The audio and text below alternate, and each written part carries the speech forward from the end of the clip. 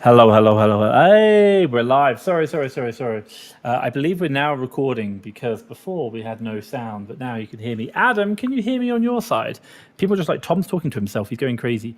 That would be correct. I do need to change my thing. I don't want that one. I want this one. There we go. Voila. Can you hear me now, Adam? Let me know. Comments down below. I can see, I think the sound is moving, so that's fine. So I'll give you a little bit of update on my business. Obviously, I've come back from Colombia, so really happy with that. And had a really great time in Colombia, honestly, meeting other people, but just kind of traveling. And if you want to know, on my way back, I had a really, really long, Adam said, that's it, the sound is there. Fantastic, guys. If you can hear me, drop your questions down below. So in regards to like my business and like where we're going, a couple of things about building great teams. Like if you follow me, the one thing, look, I want to be crystal clear. I did not take the risk of leaving my job to start a business so that I could basically have another job where it's just me as a sole business owner. That's not the future that I built, and it's not something that I would recommend to other people. I'm not saying there's anything wrong with it, but I think if you're going to take the risk of building a business, you at least want to start using leverage to help you out. Now, in particular, there's lots of different types of leverage, and we do one form in Amazon always, which is capital leverage, which are only using credit cards and loans, for example. But the other form is VAs. Now, VAs are around labor leverage, and when you're doing labor leverage, like what's kind of the key metrics, key things that I can take away? Well, I basically sat on my aeroplane flight, came back. I was watching a lot of videos and reading a lot. And a couple of key things is, and I shared it earlier on in my weekly update, is the fact that around being clear about what you expect of your team and then creating accountability and creating a regular check-in within that.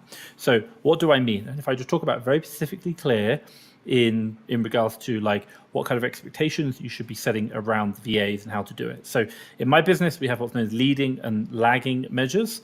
So if I talk about lagging measures, and by the way, you can look at these yourself. These are really good metrics to track because they're going to help you understand how you are performing within your business. And once you understand that, you can then obviously hire someone and compare them to your ability. So lagging indicators or lagging metrics are the results we actually get. It's kind of like, have I lost the weight yet? It's the final result you're doing, but it doesn't affect the inputs. So lagging metrics within Amazon are, for me, actual gross profits. That's what we're looking for, and this is really important because if you're doing storefront stalking and you're going to see that you'll get really good spend, but your actual gross profits will decline because all the prices are crashing, you're not making any money. So really important. So actual gross profit is a great lagging indicator. Leading indicators prior to that are estimated gross profit. So what do you think you're going to make from it? And then spend per week. Really good one. Now, 3 other ones we are now starting to look at, and actually we're updating our tracking, and I'll update this in the Seller Academy as well, depending on how well it goes for us, is number 1, URL clicks. These are leading indicators. So these things are a very good indicator of if you do this well enough, you should get the lagging, which is the actual gross profit. So leading indicators are number of link clicks or number of URLs visited in an 8-hour shift. Number 2, number of ASINs visited in an 8-hour shift, and then deals submitted. And I don't like deals submitted at all, but it is quite a good metric in regards to when you understand the conceptual how it works. And I got to be crystal clear because some of our sourcing might be like we have a really high deals and some of them might be we have really low number of deals. But that's because of the strategy we're employing, but we are just tracking the numbers, should we say. So each sourcer won't have a generic set for everyone. They're going to be specific depending on the strategy we're doing. For example, if you're doing wholesale, the number of deals you're submitting each day would be far less than you're doing if you're doing like storefront stalking, or like even like analyzing a sale, for example, you should probably get a lot more. But your sale, you might get a lot less spend because wholesale you'll spend a lot more. So you've got to understand those metrics. That's a really, really important thing. So we're just trying to understand for each type of sourcing strategy, what do the metrics look like in the leading and the lagging indicators, and how can we optimize and improve them? That's something we're really doing. But specifically, that's about setting what you want. Number 2 is about defining the standard by which you operate. So again, we set the metrics. Now, the standard we talk about is 40 hours per week. Time tracking, if you do not do it, please do it for the love of God.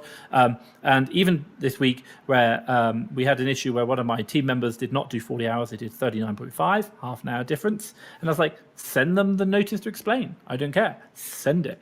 And we had this conversation. And the reason why I think this is so important is because you set a precedent if you do not do it, because you are saying, where is the line? And the line should be 40 because that's what you agreed. You agreed, I'll pay you X amount to work 40 hours a week. And if you do not work X amount, then I'm like, and it's kind of like, well, I've agreed to pay you this amount of money and you have not done your side of the bargain. So I'm going to ask why. And that hence the letter. So holding that accountable, that is the line. Not, oh, stop being so mean, Tom. Like, oh my God, you're so 1940s. Like, it's only half an hour. Don't worry about it. Hell no. Like, my God, it's half an hour. Next week will be an hour, and the week after that will be 2 hours. Like, do not do it.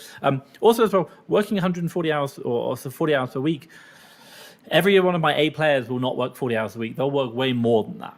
It's the B players, the C and the Ds, which will try and work underneath that. So I share that with you now. I think that's so important, and creating that accountability. And then the final one is about regular repeating check-ins on it. So every single week, all my teams share their numbers and talk about them. So that's the accountability in cadence in regards to how we talk about them. So important. So I recommend that. So if you've got VAs, do it.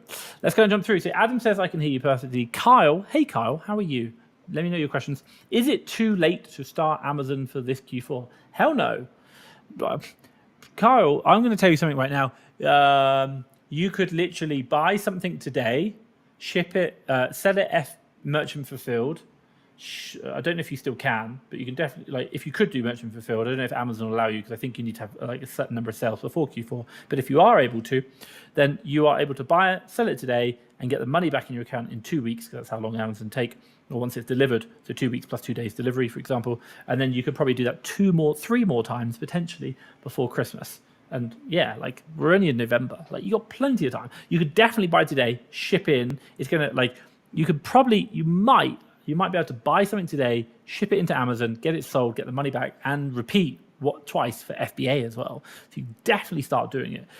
By the way, even if you're just starting today, ready for Q4, one of the key considerations you might want to do is to say, while this might not be the best Q4 for you, you would much rather start today and try and have a feel for what it's like during it than wait until January and then start again next year. Why? Because even if you just do a rubbish job this year, at least you have a good idea.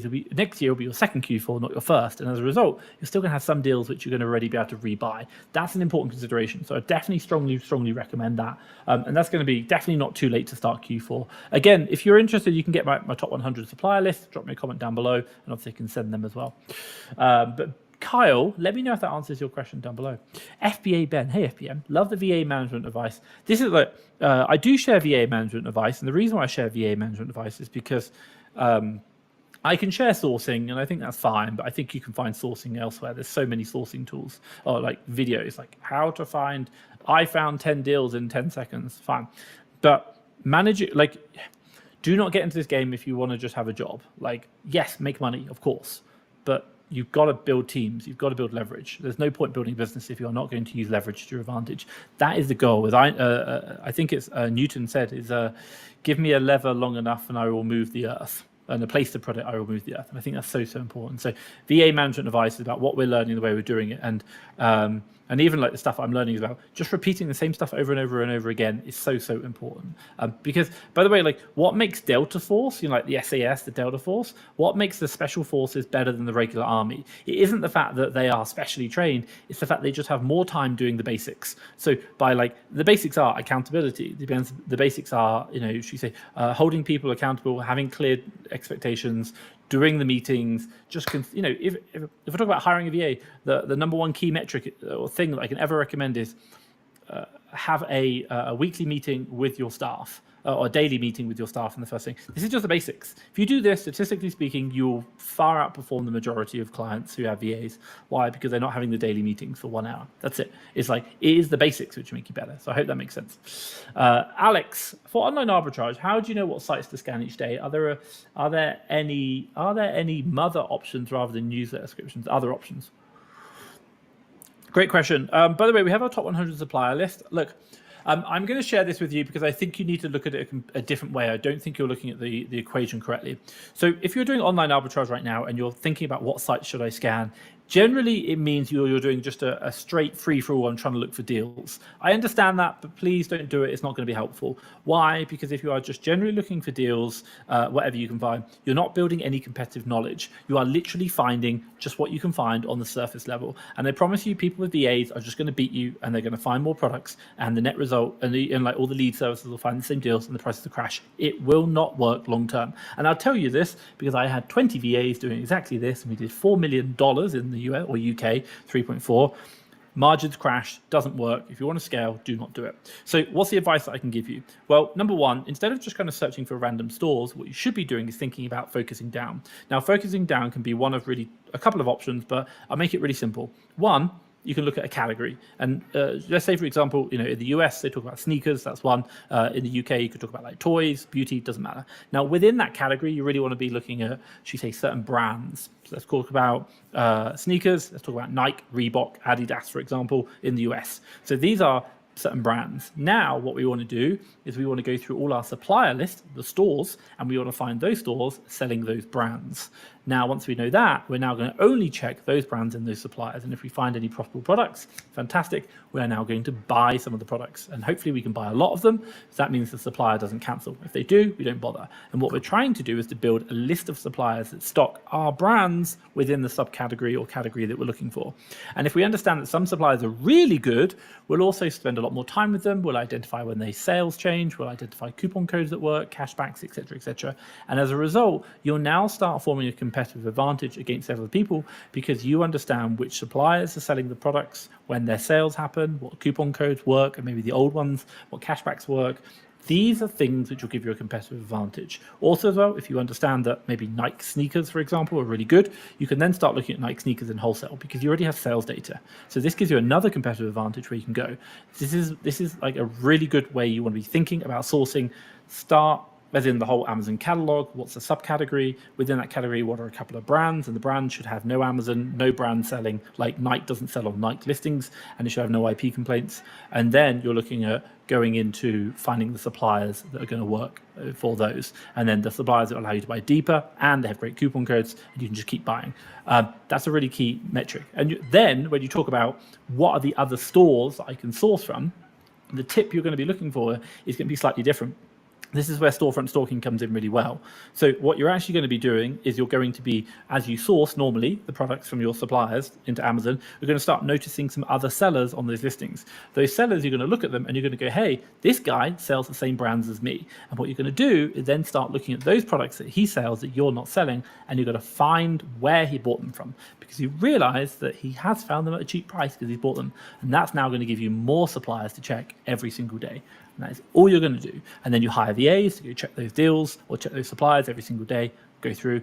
That's it. Super simple. It works. And this is going to give you a competitive advantage because you now have knowledge. And it's that knowledge multiplied by leverage, which gives you results, which you're looking for, not just random sourcing. Hope that makes sense. That's a really important point. So Alex, I hope that was useful.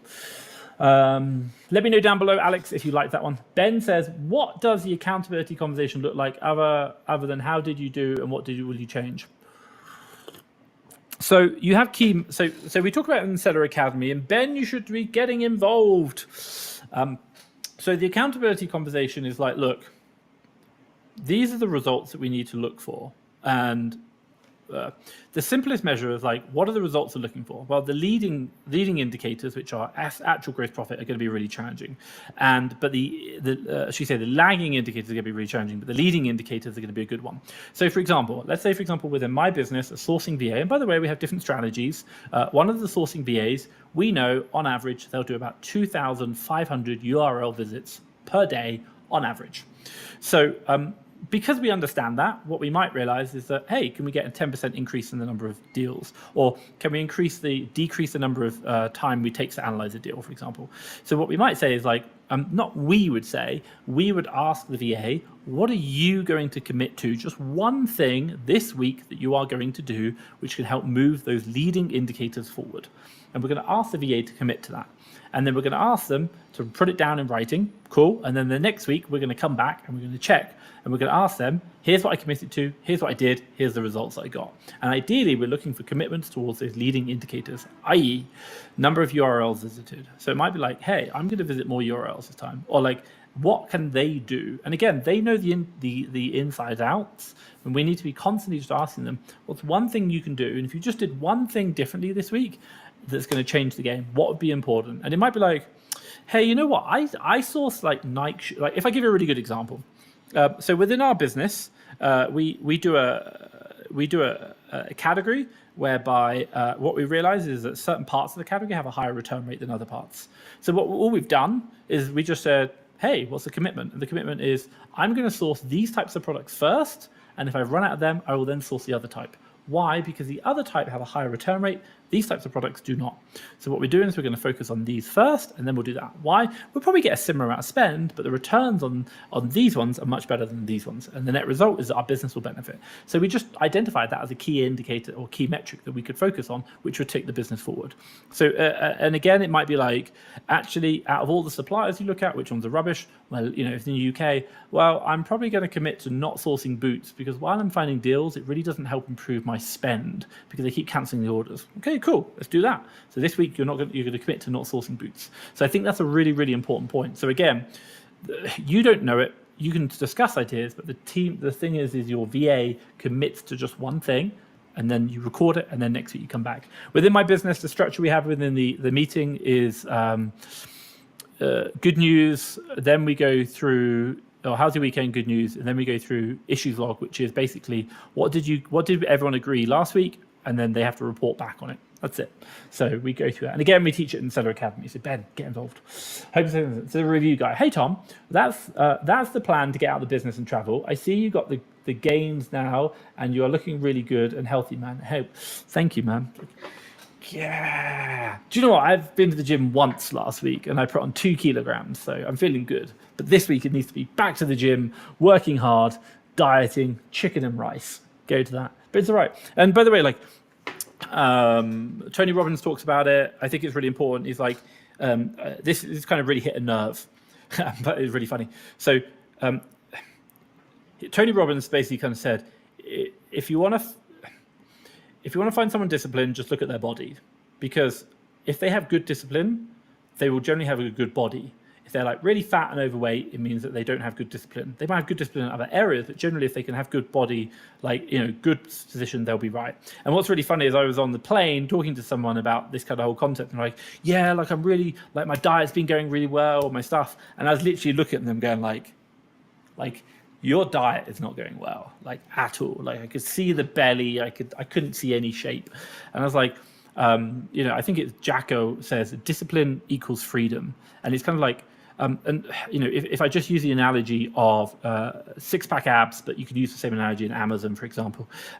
If you want 6-pack abs, or if you want to look great, eat less calories, eat a high protein diet, and exercise. Simple. Eat less than you consume, and you will get 6-pack abs. It's just a fact. We all know how to do it, but we don't do it. It's the execution which is the problem. And in Amazon, it's like we all know how to find profitable deals. I'm not saying that we're all equally as good as one another, but we know if we just source for X period of time, we'll probably find X number of profitable deals. And all it is a time equation. So, but most people do not want to put in the legwork. Like in the Top Seller program, I have so many people where I'm like, just go and do 8 hours this week. And they're like, how many did you do? And they're like, I did 4. I'm like, you did 4 hours sourcing. I was like, in my VAs, that might be like 2 deals that they find. And they're like, it's really hard. I'm like, yeah, 4 hours, brand new sourcer. You're not going to find much. Like, don't expect it. And like, so you just got to do the hard work. I hate to say it, you've got to do the hard work. So I hope that makes sense. But yeah, you'll get there, and there's an interesting thing that someone, Alex Hormozy talked about. He's like, there's 1 or 2 problems you have. 1, I don't know what to do. And that's generally when you're sad. So I don't know, I'm sad. And if you're feeling sad, it means you don't know what to do. And that's like, okay, so now I need to go find knowledge, and I need to find those people who know what they're doing, and I need to probably pay for them, get around them, do whatever, have conversations. Fantastic. And paying for it is really important. Or the other one is I know what I need to do, but I'm not doing it, or haven't done enough of it yet. And the answer is stop watching YouTube videos, stop doing everything else, just do it. That is it. It's just do the work, and it's the boring work, but it is the boring work which makes you money. We know it. Go source deals and you'll be fine. So I hope that makes sense. But thank you, review guy. I need to go hit the gym. Yeah. Not too bad for someone who's 37 years old. Woohoo. Right, let's go through. Alex Tucker. Hey, Alex, great way of looking at it. Thank you for that. No, glad I could help you. Alex, honestly, really, really helpful. Guys, if you've got questions, drop them down below. Honestly, I will help you out. But Alex asked about online arbitrage and we look at it. Yeah, this is how you should be thinking about it. And the whole concept behind it is your strategic vision behind when you're sourcing is not to find good deals, it's to get rid of bad ones, because then by default you'll find good ones. So you're really trying to say, how can I filter out the bad deals quicker? A really good metric is, or a good kind of consideration is like, I'll go to the dating world, like when you're on Tinder and you get 1 million matches, it's kind of like, it's not like I'm trying to find, it's kind of like, who are the ones who are going to add value to my life? And it might be like I see it so many times, especially I live in Latin America. I'm like, damn, man, beautiful. But I'm like, looks like dangerous. Like, no, it's just going to eat my time. And I'm like, it's not going to be helpful, so I have to say no. So that's the kind of thing. Like, again, you're filtering. So I hope that makes a point. Obviously, if you want to come try Tinder in Latin America, come to Mexico or Colombia, where it was. Very good. Right, next one. Jack. Hi, Tom. I've been trying to get into a niche, but I've been struggling to find brands that fit the criteria. Do you recommend just searching the niche on Amazon to find brands or something else? Okay, 1 second. So it is like a trial and error approach. A couple of approaches you can do. It's not too challenging. Like if you're in the top seller program, I actually did I just did a live, like it took 5 minutes online in the top seller program. I did it last week. You can do it through Keeper, which is cool. You can do it through Smart Scout, if that makes sense. And again, the kind of key criteria you're going to be looking for. If I was going to like try and find a niche product or a niche brand, again, let's kind of do the metrics. So I'd load up Keeper Product Finder. I would go to no Amazon in the last 180 days, sub 100 sales rank.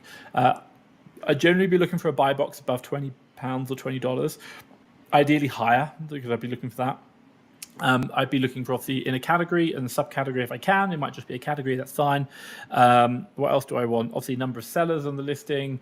There's probably a few more metrics. And then again, I just pull those results, and then I would blow it up to the 5,000 results, download it, and then count how many brands show up. And then for each of those brands, I just do a quick analysis. Do they have IP complaints? How many Amazon do they show up? And does the brand sell? And we're just going to look at like, for that brand, how many products are in the category? What we start to realize is there are certain brands that could be the key brands. And then all you're going to do is go find those brands with different suppliers. Obviously, like this is going to take you, like that's going to take you like 2 hours, for example, tops. And then you can just go look at suppliers, and then you'll be like, cool, there's a couple of suppliers here. Like, it looks like I could probably buy them. Again, if you are buying in certain categories whereby it's quite hard to buy bulk, that's going to be a problem. But like, again, the idea is that you want to be using leverage. So it's focusing down, niching down to certain categories, certain brands. By the way, some of the brands, like if you talk about the sneaker index, is whereby you are really trying to hit the sales hard. So it might be the case that you understand that brand or that kind of niche that you're in is very sale dependent. So it might be the case that you just need to be ready, and when you're ready, you can drop 50, 100K. Like that could be the option, the way it works. And if that's the model that you're after, fantastic. But if you want consistent purchasing, you've got to realize that if you buy consistently, everyone else might be able to buy consistently. So it's not as easy as you think. One of the other ones we look like, again, there's lots of different ways you can look at it. It might even be like end of life products. PlayStation games, for example. We had a big one on that. Like we could find those, worked really, really well. What else did we do? Or maybe like even products just out of supply. Very, very useful. So again, do I recommend just searching for a niche on Amazon to find brands or something else? I would strongly recommend niching down. Like I strongly would. And by the way, like you've got to appreciate the pain of how hard it is, because this means other people can't copy you straight away. That's an important consideration. So I hope that makes sense. Jack, let me know like if that answers you down below. Holly Viral. Hey Holly. Holy Viral. Hey Holly. Holly. I'm going to get VAT registered. Do I need to pay VAT on transactions prior to being VAT registered? Okay, so great question. You might not realize this, but you're at... Okay, I'm going to say this, but technically it might not be exactly true, but it should be true. So unless you've contacted Amazon and asked them to remove the VAT on the fees that they charge, you will already be paying VAT on the purchases for Amazon or for the fees. So if you're not VAT registered yet and you haven't done the special thing that I just talked about, and you don't know, if you don't know what it is, then it means you haven't done it. So you will be paying VAT on your referral fee, which is the fee charged to Amazon to sell on the platform. You'll be paying VAT on the FBA fee, and you'll be paying VAT on the closing fee they have. And these are the fees that you'll be paying. And to put it in perspective, Everyone pays these fees, whether you're VAT registered or you're not. But the difference is that VAT registered companies can reclaim the money. And I will just kind of add to this, even if you are VAT registered, technically you are charged in Luxembourg, which is 0% EC reverse charge, but you still account for it. So technically it's counted in your VAT return. So it's kind of like the same as you are paying for it, if that makes sense. But you might not physically outlay the cash. I hope that makes sense. So do I need to pay VAT on transactions prior to being VAT registered? Well, you're always actually paying it. So the answer for you is, if you're about to get VAT registered, you're already paying it, so don't worry. You're paying VAT to Amazon right now, and you're also paying VAT to your suppliers. The only difference is when you go VAT registered, you now get to reclaim that money back from the government, but also you now have to pay them the VAT as well on your purchase, on your sales. So it's not a win-win. Hope that makes sense. Holy Viral, let me know down below if that helps answer your question. Guys, if you've got questions, drop them down below. Obviously, I'm here to help. Hi, Tom. Hey. What is the future of the arbitrage model in the US? 1 second. So it's a great question. And by the way, like I'm going to say, like, the future of the arbitrage model is the fact that arbitrage is a word that we use, but arbitrage is another word can be used for it. It's called trade. And it's been around for like 4,000 years. Don't quote me on that one. You know, like selling, it's before money itself. It's just trade, buy low, sell high. That's it. Arbitrage is just trade. And it will be around forever. But it will change the way it does. And right now we do arbitrage on Amazon. You technically do arbitrage on Shopify. Like you buy from China, low, resell high on Shopify. But like it will continue to exist. I promise you that. The margins will get declined, of course, because they always do. But there'll always be new opportunities. Right now, like I've done interviews with people who are doing arbitrage, or should we say, they're reselling on Walmart. That they said that works really, really well. Again, it might be only for like who they called wholesale. It might be used for like Walmart, which is really, really useful. And again, they could be for more like wholesale sellers. But I'm in Mexico. They have, I think it's Mercado Libre. I think it is. Like you can do arbitrage on there. But there'll always be opportunities. Like there'll always be opportunities. So I would not worry about it. So I hope that makes sense. But yeah, you'll always have it. Like long after I die, there'll still be arbitrage. I promise you that. I promise that. Jack. Hey, Jack. Great answer as always. Got to put the work in to find that niche, crack the code and how to do it, then find the second one. Agreed. Once, like, by the way, like, it's exactly the same as the people who are like, hey, how do I get finding the first niche? By the way, we've done loads. Like, we found loads of little ones. Like, and we've said no, we're not doing that. By the way, your niche could be a brand. It could be a specific brand. It could just be a supplier. We've done loads. We found loads of these that we want to go down. I talked about it maybe 2 weeks ago. We had a play called More Money, More Problems play, whereby if we have more money than we need, we can put them in certain products. That could be your niche. The niche that you're focusing on is like, we just have products that I have one VA on, and we can spend 50,000 a week. Why? Because we're only going to get 15% ROI, but they are amazing products. They sell really fast, and we're super happy with them. And you're like, cool, my life is super simple. Like, we have those products. Like, we know what they are. And you're like, 15%, you're like, oh my God, 15% is awful. But you're like, hey, Tom, if I'm doing 15%, let's do it now. So if I'm spending 50,000 a week, and by the way, each supplier might let me spend like 5 grand, so that's 10 orders, not very hard, times by 0.15, that means Tom's going to be making £7,500 or dollars per week in profits. And he's got a very low return rate, super high volume sales, and like his VA is just reordering the same things. It's probably done in a day. Like sales are up massively. You're like, cool, happy with that. That could be the niche that you work down. So many different ways to slice the pie. Hope that makes sense. But yeah, keep doing it. Pratt21. I use PayPal, so for OA receipts and order confirmations, I have my prep center address. How will I fight on authentic claims when this address instead of my LEC address? So not really a problem. So 2 things you want to do. Number 1, PayPal doesn't really matter. Like, I get your point. It doesn't really matter. You still go back to the main supplier. By the way, order confirmations are not receipts. You have to actually go back to the supplier, ask them for an invoice. It's a pain, but welcome to life. So you have to actually get a proper invoice from the supplier. And you might have to chase because they don't like doing it. So number 2 is the fact that in your Amazon account, make sure you go to shipping and it's return shipping addresses, and you put the prep center in as a return shipping address. When you do this, it shows it is address associated with your business. And so having a receipt with that in there it solves the problems. It's the same thing with getting ungated. So long as you've got the return shipping address in as the prep center, you're generally fine. But you just have to go back and get the receipts from the wholesaler or the retailer. Hope that makes sense.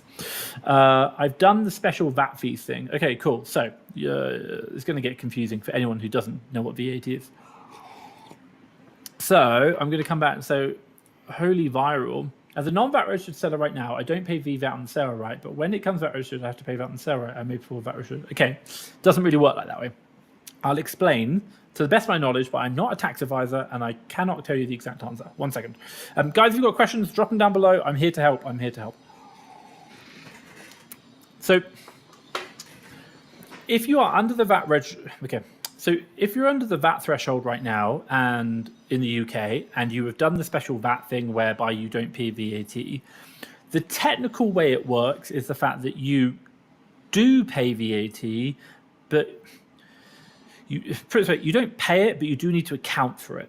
So this is what happens after you go VAT registered. So the way EC reverse charge works is the fact that because you have a European community like Luxembourg, they are doing a service, which is Amazon.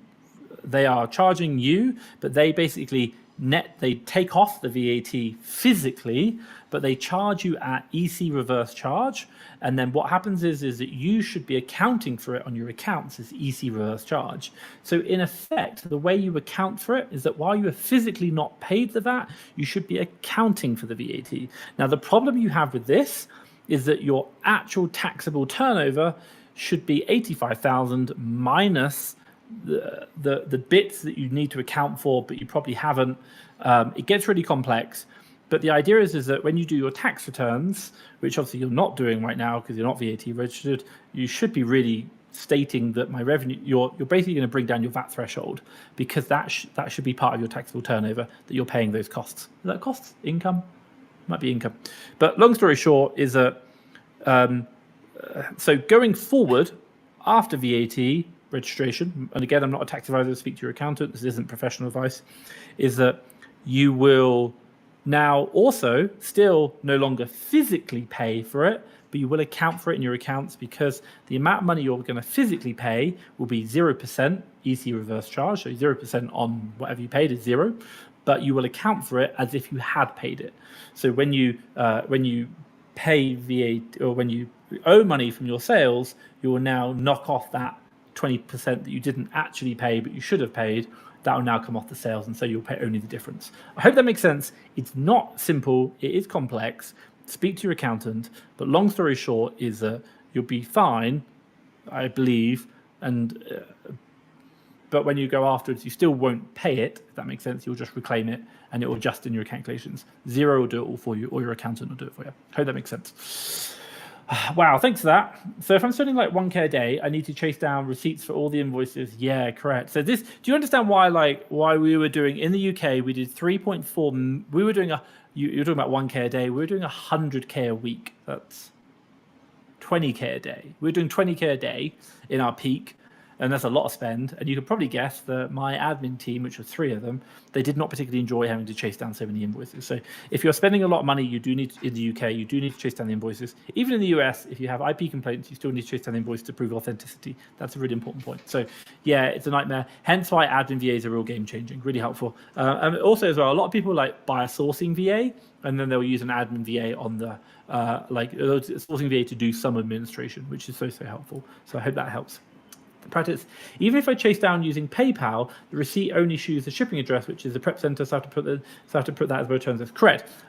So top tip for you right now: if you do not have it already, make sure you put your prep center as a return address within Seller Central as a shipping address that you can return to and collect from. That's really important because then it's associated to your account. This helps you with ungating. It helps you with other issues. The PayPal receipt doesn't matter. Like, you need to it's not going through PayPal. It's literally sending a direct message to the supplier. Hi, can I get an invoice for this, please? And they'll probably give you like, oh, we send delivery notes. You're like, cool, thank you, but I need actually an invoice, a proper invoice, not a order confirmation summary. And then they'll provide it. Not always. They don't have to legally. And if you're in the UK, there's a lot of issues around it. But you just need to ask. Guys, you've got 7 minutes. Drop your questions down below, and obviously I will answer them. Any tips to convince brand to authorize to sell on Amazon, or should we go with distributors? Well, if you're trying to get ungated, I wouldn't go directly to the brand. I'd do wholesale distribution. But if you're trying to just if you're trying to get brand authorization to sell a product, like I'm guessing you're trying to do like brand exclusive deals, you're probably looking down the wholesale route. But like again, the question always comes back to like what value you bring into the brand. Why should they work with you? That's going to be challenging. If it's going to be something like Apple, never going to happen. To be honest, there's lots of opportunity out there, brands that you don't need to be ungated in, or that never. If you're trying to do exclusive, you'll be like, you don't need to. Generally start with the smaller ones if you're doing exclusive. But if you're just trying to get ungated, wholesalers, distributors, I wouldn't go directly with brand. It will never happen. There's no point either. By the way, get my VAT, get my ungating guide. You can just drop it ungate down below and I'll send you a link. That is so confusing. Correct. It is confusing, but I hate to say it. It's just what's the saying? You don't get to choose the cards you're dealt. You only get to choose the way you play the hands. So I hope that sense. So Jack, hey Jack, at what point do you recommend getting a prep center? Currently doing own shipping. I have no products. I sell huge quantities, but I'm hoping to change that by niching down. Thank you. Get a prep center when you have more money than you do time. So if you're prepping yourself right now, and you have money left over, and you're like, man, if I could just get this stock out to a prep center, then I could go and find more products to spend that money on, then that's a good time to do it. But if you're finished on a Friday at 5 o'clock, for example, and you've got and you've got no money left in the bank, or if you've got no money left in the bank, and you've got time, like, don't do it, because all you're gonna do is spending money that you don't need to be spending. And by the way, if I give you like a key indicator of like what is possible, I think this is a real key indication. The guy called David I interviewed, an American guy. The guy does $2 million a year. 60% of his revenue is RA, not OA, so he goes out and physically buys it. He preps everything. I think everything in-house. $2 million a year, 60% RA, everything in-house, and he works out, he looks buff, and he has a full-time job as well, 40 hours per week. So if you think you're struggling, I promise you are not. You can still do more work. Just do the hard work. Like, you'll save the money. Hope that makes sense. But yeah, generally the key indicators you're going to be measuring are at the end of the week, do I have money left in the bank, and have I run out of time? That's it. If I have money left in the bank and I've run out of time, then outsourcing some, not all, to a prep center can be beneficial. That's it. And generally, if you are going to outsource some, not all, the top tip you might want to do is things where like bundles, problematics, or like other bits. If it's just quickly put a label on it, it's probably more efficient to keep it in-house for the time being. It's so simple. Practice says, please do not unlist this video. I need that advice stored. No problem. Obviously, I'm here. You can watch them all back. I do them every single week. And by the way, if you're liking this video, give me a big thumbs up. I love the good thumbs up. And obviously, hey, I tell you what's even better. Hit the share button, put it onto Instagram, tag me, and I will love you forever. And I'll reshare it. I promise you that. Do that. So absolutely love it. Expert, sure. Please send a link on gating. Fantastic. We'll do that afterwards. No problem. I will do that. Guys, you've got like 5 minutes. Let me know. My voice is going. Give that man a Superman cake. I know, he's amazing. Honestly, go watch the video. I interviewed him. I said I'll go meet him, but he really hustles. And by the way, I think he's like an ex-drug addict and alcoholic, which is really funny because he's just so focused. And the one thing which I will share with you is, like, I'm learning this. I'll share it with you because what I'm learning and what I'm seeing in myself is, if you want to get good, by the way, do not look at Amazon as this is it for the rest of your life. Amazon is just a vehicle that you're on to take you to where you want to be. What you should be looking at is the skills that I can learn. Now, that's the most important part. So focus on the skill set. Don't focus purely on Amazon. Like, the skill set will be what takes you for the rest of your life. That no matter what happens on Amazon, you'll just be able to make money. You're fine. By the way, arbitrage is trade. Trade will be around forever. So don't worry about it. Now, the second thing is, if you want to learn to get better, skills, if you ever heard, is like the 10,000 hour rule. Generally speaking, it's just repetition. If you do something for 10,000 hours, which is 40 hours per week is, I think, about 5 years, then you'll be fine. But what you realize is if you can do 80 hours a week, you can now do 2.5. If you can do 100 hours a week, you can probably do it in like a year and a half. Like, if you just do 10,000 hours of anything, you will be an expert at it. And like, so the question you ask, and I'm sure if I were to ask anyone right now watching this video or this live, I'd say, what do you want from Amazon? Probably one of the key indicating factors will be that I just want to make money. Maybe quit my job, whatever, thing. I want to make enough money. Well, if you realize that your ability to make money is a direct correlation or direct consequence of your skill set, of the ability to source. And then you understand that your ability to source is a direct correlation to just literally the sheer number of hours you put in. Then what you can do is just ask yourself the question is like, well, where am I spending my time which is not sourcing, and how can I do less of that and more sourcing? So, and what you start to really understand is that the more I can just say no, the more I can say yes to sourcing, and the better I'm going to be at sourcing, the quicker I'm going to find more deals, the more money I'm going to make, and the quicker I'm going to find my goals. Now, you will get to your result, but the question is, do you want to get there in 1 year or 10 years? And the only difference between 1 year and 10 years is your ability to say no to everything else, like everything else. Dating, Colombia, I don't know, talking to Tom, but just source, do the hard work. That's it. And focus all your energy on sourcing, and I promise you, you will get there a lot quicker. And I think that's a really key thing that people don't understand. And you might be like, man, I'm working really hard. I promise you, you are not. Like, I promise you, you can work more, you can do more hard work, and you can even cut that down. And you can probably, like, I do 15-hour days sometimes, quite happily, and I still know I can do so much more. So I just say that now in the fact that focus is key, and the less you do and the more you focus, the better you'll get. I hope that makes sense. Definitely give that man a Superman cape. Which niche is good for December month? Toys, games, anything giftable, beauty, chocolates, advent calendars, all that stuff. Anything which is giftable, it's going to do well. I really recommend it. Jack, I think you said, thanks a lot, Tom. That's great. We'll look into it for some higher profit products. Top tip for you if you want higher profit products. By the way, if you understand a couple of key metrics, one metric that people talk about, Tom needs coffee. My throat is going. So let's do a little selfie. Well, hey, Tom's going live. So one of the key metrics you understand is the fact that if you think about sourcing, everyone talks about sourcing VAs, they talk about 10 deals per day, for example. It's a key indicator that people talk about. I'm not saying I like it, but you just use that as a metric. Well, if you can only find 10 deals a day, why not find 10 high value ones rather than 10 low value ones? Like, if I found 10 deals and they're all average sale price of $100, fantastic. Or if I found 10 deals, average sale price of $10, I know which ones I'd rather have, because profit is generally a percentage of revenue or our investment, ROI, or margin, if you want to do it that way. Then just go for higher value items. It's simple. Like, you want to make more money, buy more expensive shit. Done. They talk about it in sales. If you want to learn, if you want to make more money, just sell more expensive stuff. That's it. Like, even if you sell the same number of products, doesn't matter, because it's more expensive, you'll make more money. Hope that makes sense. I appreciate you telling it as it is, mate. That stuff's got to hit. Yeah, agreed. You've got to work hard. What do you spend your Amex points on? Jack, honestly, no problem. Glad I can help you out. So if you've got final questions, drop them in, or otherwise I will be dropping off after this one. What do you spend your Amex points on? Generally hotels, and I generally spend them on flights. Flights are generally business and first class. Most of the time going back to the UK, I do first. It's pretty good.